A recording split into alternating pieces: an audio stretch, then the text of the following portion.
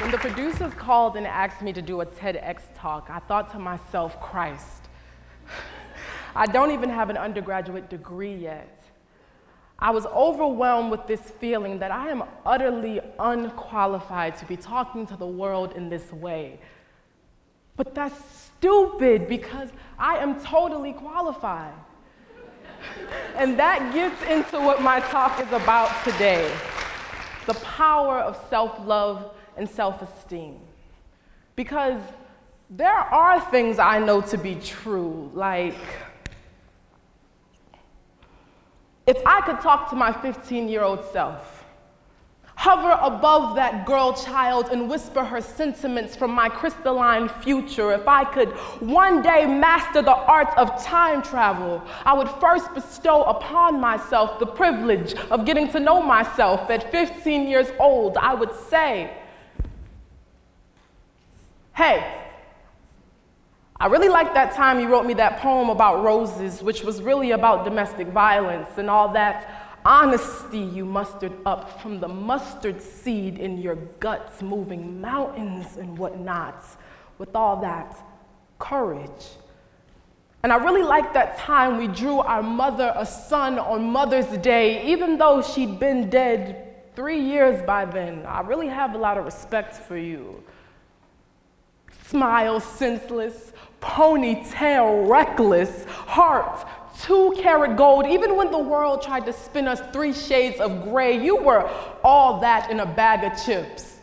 Like the Utz lady who would sit up there on a billboard in Baltimore with her hand buried in a bag of chips, getting proposed to by a stick man with one eye. If I could go back there, I would go back there and tell her the 5 years approaching will require our soul grow Hulk-like. We're gonna get bored, get really depressed, love ourselves, buckle down, get buck, love men whose hands disappear like Michael Jackson, and remember the time. Remember the time?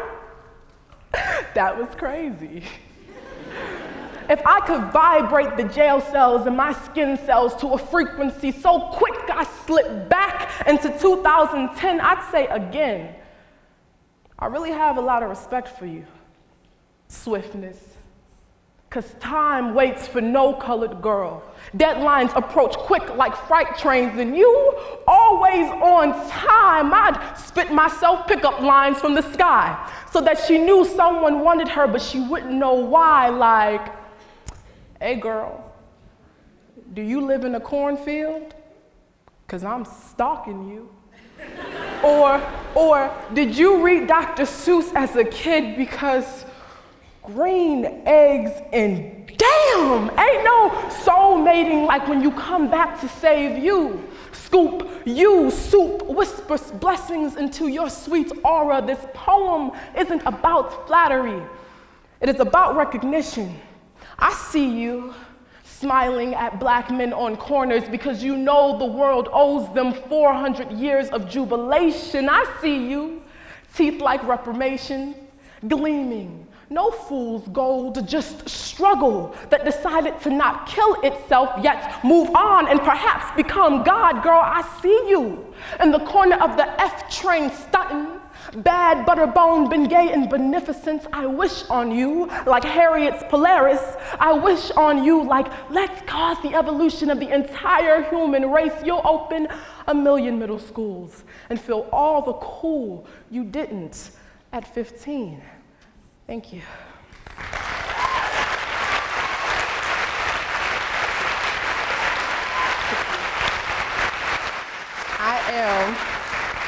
I am a national award-winning performance poet and author from Baltimore and Shaker right now, and I know it is because I practice this thing called radical self-love.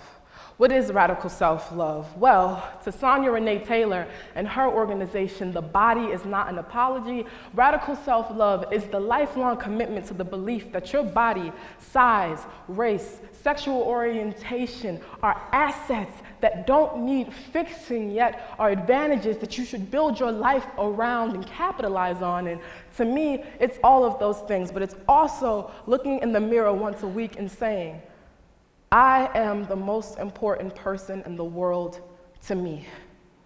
I accept that person, I admire that person, and I will do everything in my power to see that person's dreams come true. And it sounds simple, but ask yourself, when's the last time you said it? Can you say it? I've worked with performers who, before working with me, couldn't even look themselves in the mirror, dodging their own reflections. And why was it so hard? Why is it hard to say these things to ourselves? Well, simply, it is because we don't believe it. It's a gross generalization, but I will say it that today, as Americans, the people in this room, most people sitting in these chairs, do not believe in themselves to be grander than anything we are today. We're not dreaming up a future where we are powerful, more peaceful, more happy. We think it's not for us, and that is a problem. This is my mom. She died when I was 14 from alcoholism. I moved to Shaker, 10th grade, and I developed an eating disorder, binge eating. And when I asked myself, how did I get through all of that as a successful person? It is literally because through it all, I had this conception in my mind that I was good enough. I was cool. My entire being was God's hot topic, and anyone who didn't agree with that was whack.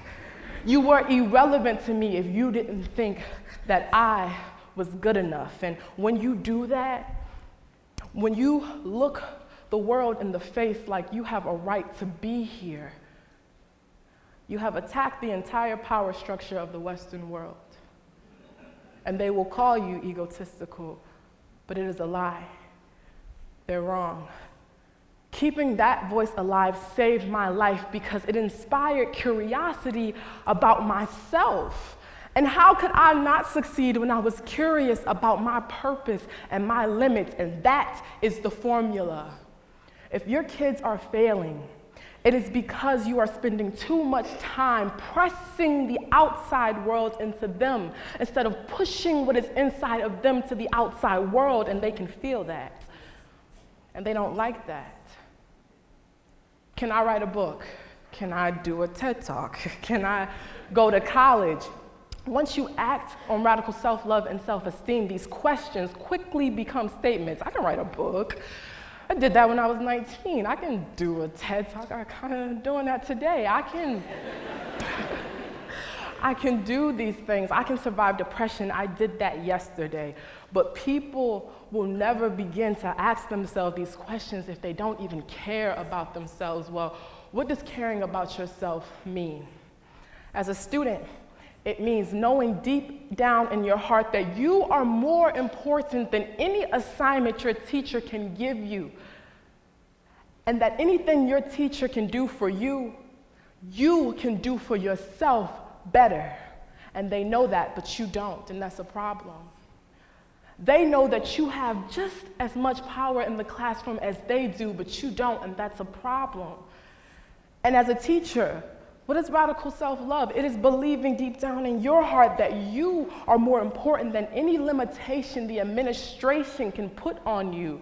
More important meaning you have to make sacrifices to see your vision of what a perfect classroom should look like materialize. You are more important than the restrictions put on you by the state of Ohio to perform, and you have to know that radically, or we are lost. When you do not act on your self-esteem, thank you.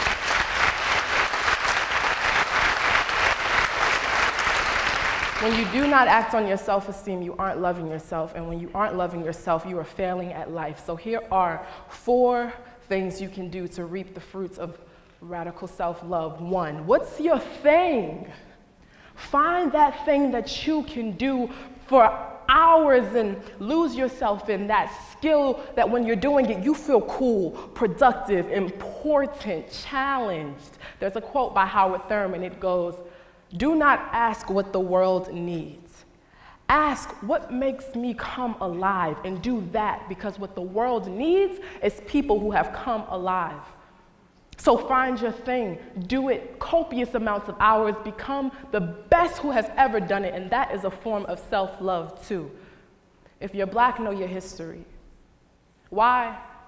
Because your Blackness is at the top of the list of the things that the United States has and will continue to use and misconstrue in order to get you to dislike yourself, and that's real. You need to know that there's another way of being in the world, alternative ways of living other than the way you've been living, and if you study Black history, you will know that. Kanye West said, "I make Black history every day. I don't need a month." But it's Black History Month, so I'll do a poem. Mother, may I have a little room to breathe. Meat clings to its hip bones, big bodies and booties and lips and noses. Black culture knows it's different and is very self-conscious. Earned the lowest SAT scores out of all the cultures for the 10th year in a row. Black culture can't get with the program. So Black culture says, forget the program. We've been multitasking since conception. Chop the wood, assemble the chariots, swing low, double dutch with double consciousness, you ain't know. Black culture sewed the buttons down Miss Mary Max's back. You better ask somebody, we spiritual like that. Want a candlelight, visual, every day. For 14-year-old body beaten beyond recognition, shot though already dead, and thrown into the Tallahatchie River for a whistle at a white female. Wishes a candlelight visual for Trayvon Martin every day. Troy Davis every day. Mike Brown every day. Tamir Rice every day. We spiritual like that, but lately been lacking leadership. Want our leadership back. El-Haj Malik El-Shabazz, Medgar Evers, Dr. King, Michael Jackson. Direct and indirect assassination. Black boys be 77% of the NBA, only 12% of the nation. Black culture bees in the trap and in the White House, all upside Michelle's head, bellowing, "This is my jam." So much jamming, pressing, pushing, cramming, squeezing glue between kinky and yucky hair, broke, and can't afford to be sad. So Black culture is continuously and contagiously joyous about life. Thank you.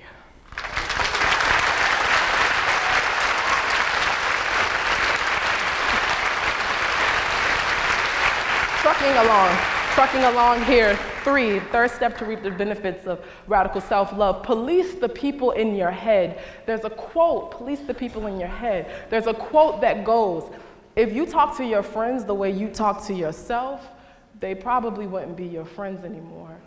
Because our heads are filled with thoughts from other people that we let in and simmer and grow, and it's not true, most of the things, but we let it infest us. We have to start policing the people in our heads. The way I do it is by writing and keeping these writings in my view at all times. This is my dorm room in college. These are things on my wall.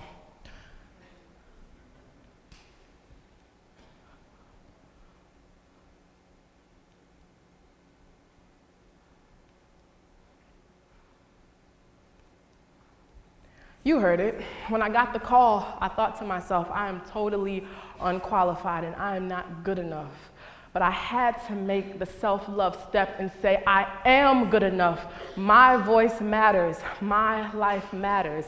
And we all know it's true. I know It's hard to believe, but it is true. And the fourth step is most important, and it's hard to do, but it is, when it's hard to do, the most important to do, and that is give self-love to others. That means when you're here and you hear someone around you say something like, man, I would apply to that, but I would do that, but I'm not good enough, I'm not pretty enough, I'm not smart enough. It is your responsibility to say, yo, stop that. You can't say that type of stuff about yourself. This dedication and radical self-love is not just about ourselves. It is about not letting weakness in your circle at any time.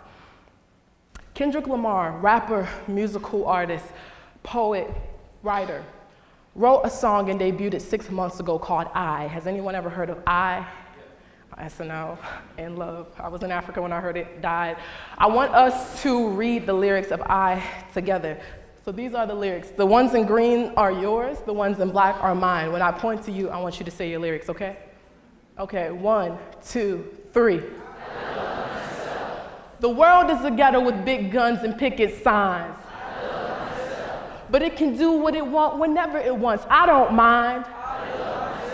Dreams are reality's piece. I blow steam in the face of the beast. The sky could fall down, the wind could cry now, the strong in me will still smile. That song is so important because it shows that Kendrick knew something was so wrong in his world, which is our world, that he needed to release a song declaring nothing other than, I love myself. That's weird, but it's because he knows there's a direct connection between the condition of the outside world and the condition of our self-esteem. And we know it to be true in the classroom. The kid comes in, isn't curious. The student, teacher comes in and sees the kid isn't curious. They lose their self-esteem and lose faith in the kid. The kid loses self-esteem, and we have a classroom full of stagnation, resentment, and low self-esteem and not learning. And I'm not saying it's your fault. I'm not saying that the world outside is ugly because you have low self-esteem. And if you fix yourself, the world would magically become better. But I am saying a huge part of fixing things is for all of us to get off of our butts and go against the grain. And you cannot muster the power to go against the grain unless you truly believe that that would be powerful. I'm here today to tell you that your voice matters, your life matters, and I know it's hard. When someone's trying to hand you this self-admiration, you don't know what to do with it because your whole life you've been told that you're only as good as what you can produce for someone else, but you cannot accept that. You are better than that. So, when Ted called me and they tried to hand me my self-admiration, I said, I don't know what to do with this, but then I took it and I'm not gonna give it back. I'm gonna reap the benefits of it because there's this thing when you think highly of yourself, it really gets people into you for some reason. And it is because it is a subtle subconscious reminder to them that it is okay for them to love themselves just the way that they are. Well, someone has to start it, so I'm here, and I will see you at the top.